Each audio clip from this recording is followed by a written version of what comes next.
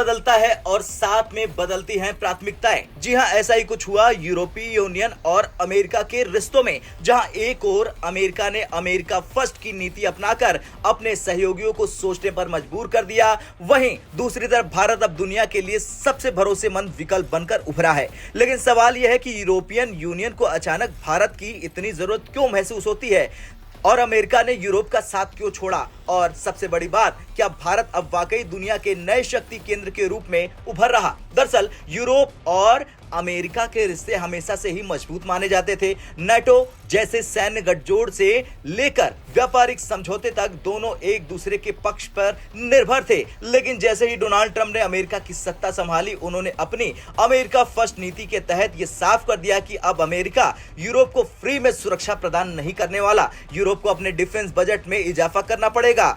America का focus अब Indo Pacific और चीन पर रहेगा। ट्रंप का बयान है कि आखिर कब तक अमेरिका यूरोपियन देशों की रक्षा करेगा। यूरोप को अब आत्मनिर्भर बनना होगा। इस बयान ने यूरोप के नेताओं को झकझोर कर रख दिया। जर्मनी, जो कि यूरोप की सबसे बड़ी अर्थव्यवस्था है, उसने इसे गंभीरता से लिया। फ्रांस ने अपने सैन्य बजट को बढ़ाने की योजना बनाई और बाकी यूरोपियन देशों को भी यह एहसास हुआ कि अब उन्हें अमेरिका पर निर्भरता खत्म करनी होगी। अमेरिका के इस बदलते रुख के बाद यूरोप को एक नए भरोसेमंद साथी की तलाश है। बात चीन की करें तो चीन के साथ व्यापारिक संबंध तो हैं, लेकिन चीन पर यूरोप भरोसा नहीं कर सकता। चीन की नीतियां आक्रामक और धोखेबाज मानी जाती हैं। यूरोप के खिलाफ चीन का डेथ ट्रैप डिप्लोमेसी का रिकॉर्ड है। ऐसे में यूरोप की नजर भारत पर पड़ी। भारत एक बड़ी अर्थव्यवस्था है। भारत के पास दुनिया का सबसे बड़ा युवा जनसंख्या बल है। अंतरिक्ष, नवाचार और तकनीक में भारत तेजी से आगे बढ़ा। यूरोपियन कमीशन ने माना कि भारत के साथ साझेदारी करके यूरोप अपने कई मुद्दों का समाधान कर सकता है। बात अगर पिछले कुछ महीनों की करें तो भारत और यूरोप के रिश्तों में एक नया मोड़ आया। जर्मनी ने भारत को विशेष दर्जा देते हुए पुराने प्रतिबंध हटा दिए।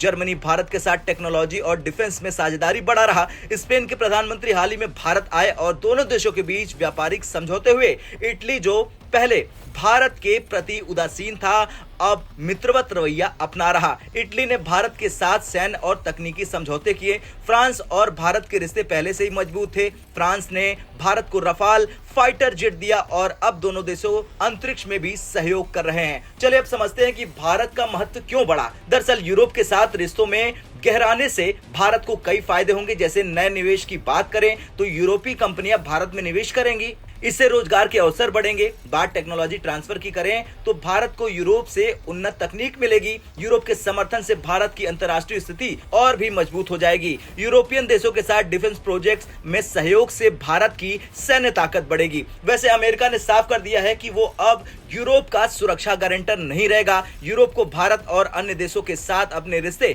मजबूत करने होंगे। ये कहना गलत नहीं होगा कि दुनिया अब नई दिशा में आगे बढ़ रही। जहां अमेरिका धीरे धीरे अपनी भूमिका सीमित कर रहा, वहीं भारत जैसे देश ग्लोबल लीडरशिप के लिए तैयार हो रहे हैं। खैर, यूरोप ने यह समझ लिया कि भारत के बिना भविष्य की समस्याओं का समाधान संभव ही नहीं और भारत ही वही साथी है जो भरोसेमंद और ताकतवर दोनों हैं। अब आपकी क्या राय है? क्या भारत यूरोप के साथ मिलकर एक नई वैश्विक शक्ति बन सकता है? हाँ या ना में कमेंट कर जरूर बताएं। ब्यूरो रिपोर्ट, भारत तक।